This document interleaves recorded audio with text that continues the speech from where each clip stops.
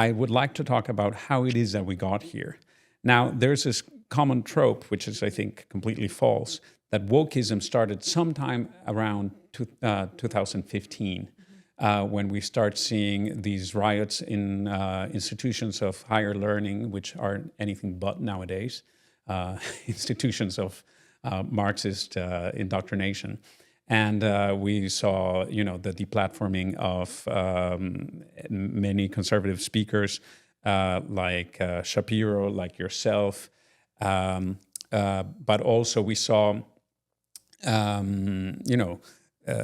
the rise of these absolutely immature, overgrown adult toddlers that could not deal with prescriptions about what to dress for Halloween and whatnot. But I think that this is all false and short-sighted. Anybody who reads any of your books, including one of my favorite books of yours, which is The Burden of Bad Ideas, which was published around 2000, already 15 years ahead of the supposed birth of wokeism, you are talking about all these issues, also from a perspective of about 80 to 90 years. In your book, you mention how the great industrialists of the past, like Carnegie, refused to take a direct position in terms of social problems and just attempted to create lasting institutions, whereas a few decades later, you see these institutions being radicalized and being turned into weapons of social justice and change, even before the term social justice was coined.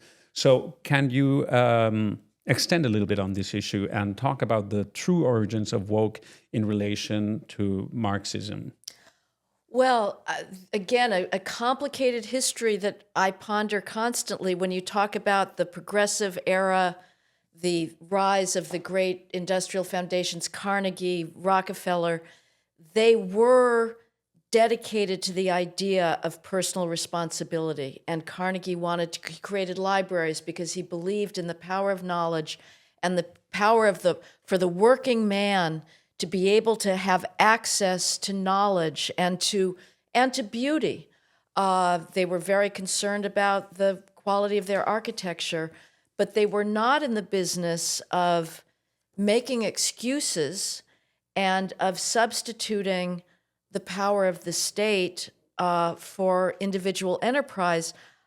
I've observed that one of the core dividing lines between a leftist or liberal mentality and a conservative one, if you will, is, do you see individual outcomes as the product of large social forces beyond an individual's control, or do you see disparities in the economy and groups as largely the result of the failure to exercise wise choices and to have future orientation, be able to control your own impulses,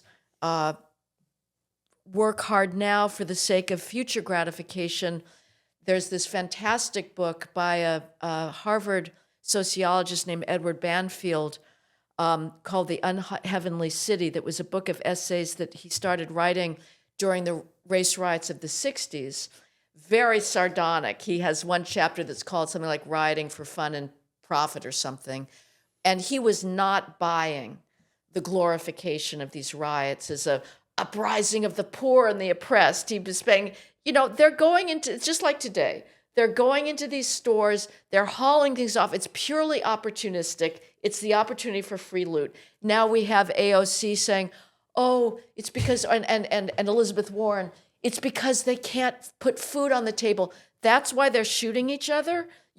After George Floyd, you had the biggest one-year increase in homicides in this nation's history, 29%, driven by gun crime. How does that put food on the table? None of these kids that are involved in either the mass looting that you referred to or the insane barbaric drive-by shootings are deprived. They all have smartphones. Social media is the police's best friend because all these kids are taking Instagram videos of themselves, throwing gang signs, showing off their guns and their cash. They are not deprived. They are they are doing this because they are poor in social capital. So a conservative is going to see ongoing racial disparities and say, there's a breakdown of culture. A liberal is going to say, systemic racism. And that division began to a certain extent in the 20s and 30s. You had FDR still holding the line pretty much on aid to families with dependent children. In that book that you talk about, The Burden of Bad Ideas, I wrote an essay following this charity drive that the New York Times began in around 1921 called The 100 Neediest Cases. And it was a Christmas appeal to its readers to help with poverty in American cities. It was explicit in distinguishing what it called, these are not my terms, the deserving and the undeserving poor. The deserving poor was the little orphans, the little mothers who'd been orphaned, their parents had been taken away by tuberculosis, by industrial accidents. The undeserving poor were those who were not helping themselves, who were alcoholics, drug addicts, and were not working. Eventually, the Democratic Party rejected that decision and said, we are in the business of handing out welfare. The government's position is handing out welfare. So that's one strand of what we today call wokeness, which is the endless apologies for bad behavior on the part of certain favored victim groups. As far as the more narrow academic side of this, I was in college in the 70s. I wasted my time as a fanatical acolyte of a literary theory called deconstruction or post-structuralism. Paul de Man, Jacques Derrida, J. Hillis Miller, Foucault to a certain extent. I regret my idiocy of not realizing that these theories were fantastical, they were fictions. However, I'm also grateful that I was in college before identity politics hit. Believe it or not, there was a time within our lifetimes when you could read great literature without having a chip on your shoulder. Or a trigger warning. About a trigger warning, without females going around making fools of themselves by saying, I can't read Ovid because there's sexual violence there and I'm going to be traumatized. No, these deconstructionists who were in many ways part of the European left that you're talking about, they still revered greatness. It was in the 80s when you had the Jesse Jackson demonstration at Stanford against their minimal, barely demanding Western Civ requirement that actually the faculty had the guts to say, you undergraduates are ignorant. You will not leave this institution before we have crammed some minor part of Western civilization into your empty noggins, so you will take a Western Civ survey course. This became the height of oppression. Jesse Jackson was leading chants saying, hey, hey, ho, ho, Western Civ has got to go.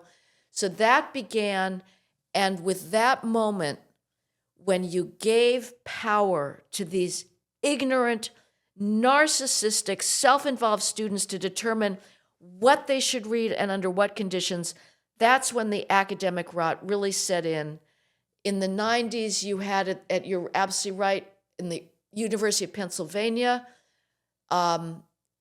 a Jewish student shouted out of his dorm window, "Be quiet, you water buffaloes," which was a term translated from Hebrew to a bunch of students that were raising a ruckus. He had an exam the next day. This became immediately racialized, and you had the mobilization of all the ridiculous rhetoric of trauma, trigger warnings. So yes, 2015, it was way an avalanche, a juggernaut already. And so the roots are deep, and that's going to make it a battle to extirpate this rot and return universities to the position they should be at, which is telling students not telling them, but educating them as to why they should be down on their knees in gratitude before the sublimity that's been bequeathed them by the Western tradition.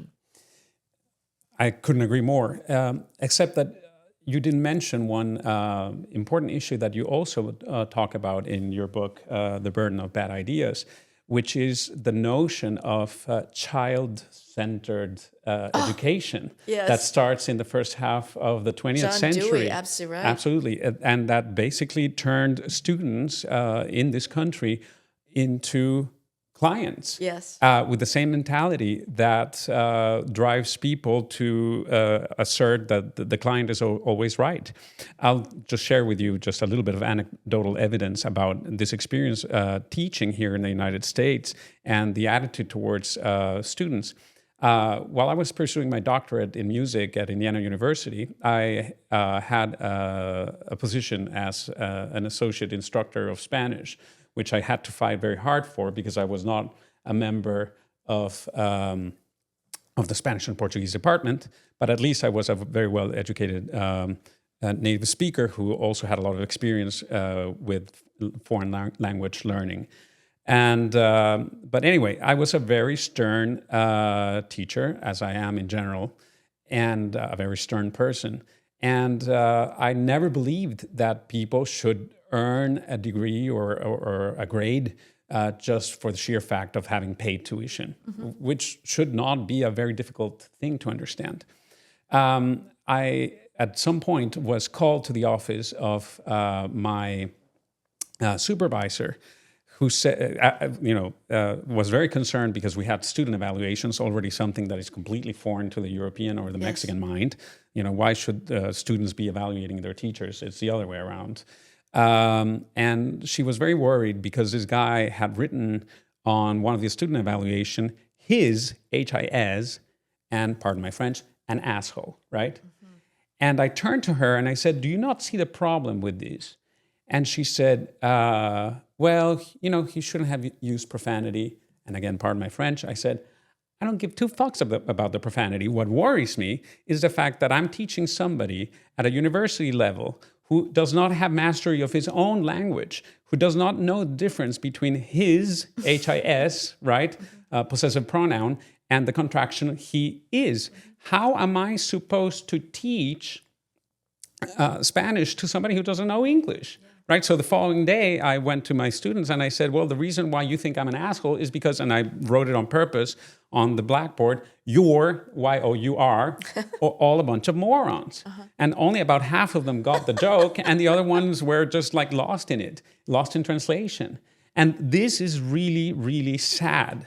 I think that part of the way in which the government and academia have defrauded the American people is by selling them the notion that everybody deserves a university education, but because we are not equally smart and equally driven and hardworking and disciplined and whatnot, the only way in which we can accomplish that is by lowering the standards for everybody.